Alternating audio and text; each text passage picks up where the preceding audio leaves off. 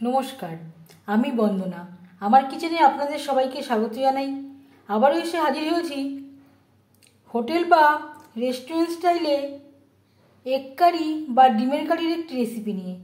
এর জন্য আমি এখানে 8 পিস ডিম সেদ্ধ করে নিয়েছি, খোসা ছাড়িয়ে নিয়েছি। তেল মশলা ঢোকার জন্য সামান্য পরিমাণে একটু চিড়ে নিয়েছি। দেখে নেওয়া যাক আজকের এই রেসিপিটি।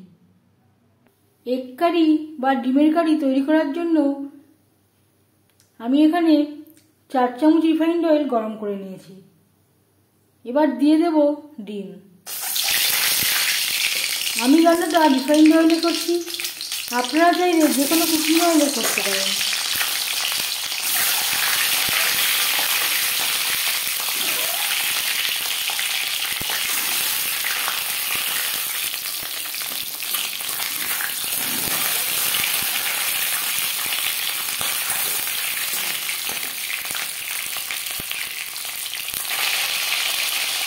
স্বাদ মতো লবণ, পরিমাণ মতো হলুদের গুঁড়ো।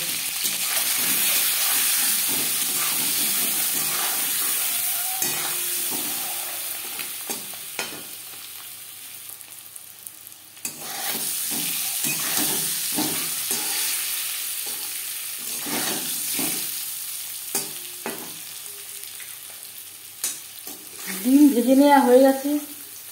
এই পর্যায়ে একটা পাত্রে উঠিয়ে নেব।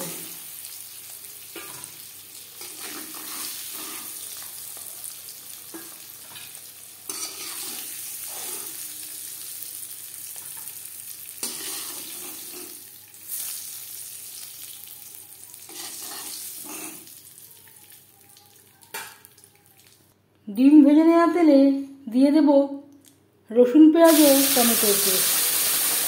আমি রান্নাটা কম তেলে করছি, আপনারা চাইলে এর থেকে বেশি তেলেও করতে পারেন। একেবারে আমি মিহি করে বাটিনি, একটু আমি গোটা রেখে বেটে নিয়েছি। আর লাগছে আদা বাটা, কাঁচা লঙ্কা বাটা। আমার কাছে তৈরি করা ছিল তাই আমি এভাবে ব্যবহার করছি। আপনারা চাইলে পেঁয়াজ, টমেটো, রসুনের সাথে একসাথে বেটে নিতে পারেন।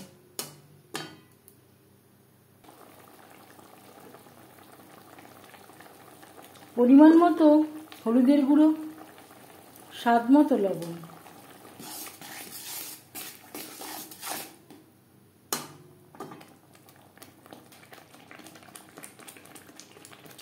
দু 3 মিনিট নাড়াচাড়া করে নেওয়ার পর দিয়ে দেবো মশলা ধোয়া জল, যাতে পুরো মশলাটাই অ্যাড করতে পারি। গ্যাসের ফ্লেমটাকে লোতে করে দেব। লো ফ্লেমে 5-6 মিনিট মশলা বেশ ভালো করে কষিয়ে নেব। 5-6 মিনিটের বেশি সময় হয়ে গেছে। মশলা বেশ ভালো করে কষিয়ে নেওয়া হয়ে গেছে। লো ফ্লেমে যদি অনেকটা সময় ধরে মশলা কষানো যায়, রান্নার স্বাদ খুবই ভালো হয়। গ্যাসের ফ্লেমটাকে হাইতে করে দেব আর দিয়ে দেব জল।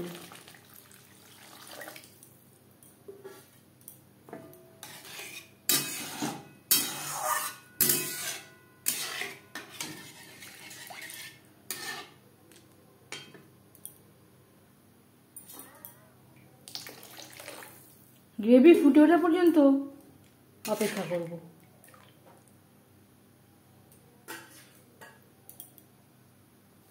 দু মিনিট গ্রেভি বেশ ভালো করে ফুটিয়ে নেওয়ার পর দিয়ে দেব ডিম।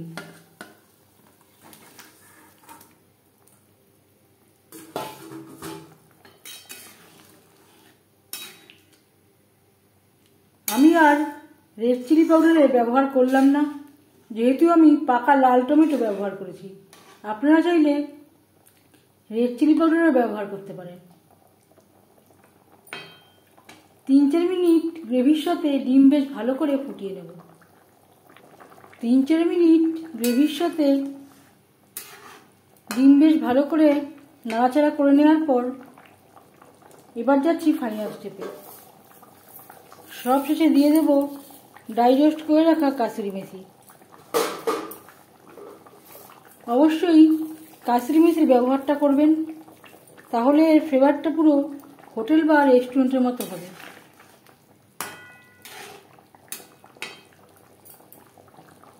আর লাগছে হাফ চামচ গরম মশলা পাউডার।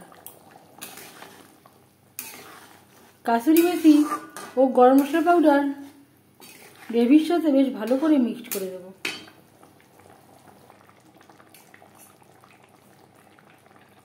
সামান্য পরিমাণে ধনেপাতা কুচি, এটা আমি সাজানোর জন্য ব্যবহার করছি। যদি আপনাদের হাতের কাছে ধনেপাতা না থাকে বাদ দিতে পারেন। গ্যাসের ফ্লেমটা অফ করে দেব। 5 মিনিট ঢেকে স্ট্যান্ডিং টাইমে রাখবো।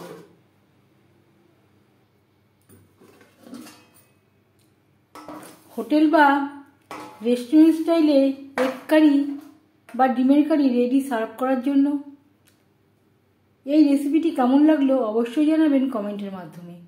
যদি এই রেসিপিটি ভালো লেগে থাকে লাইক করবেন, শেয়ার করবেন, সাবস্ক্রাইব করবেন আমার চ্যানেলটিকে, বেল আইকনটা প্রেস করে দেবেন।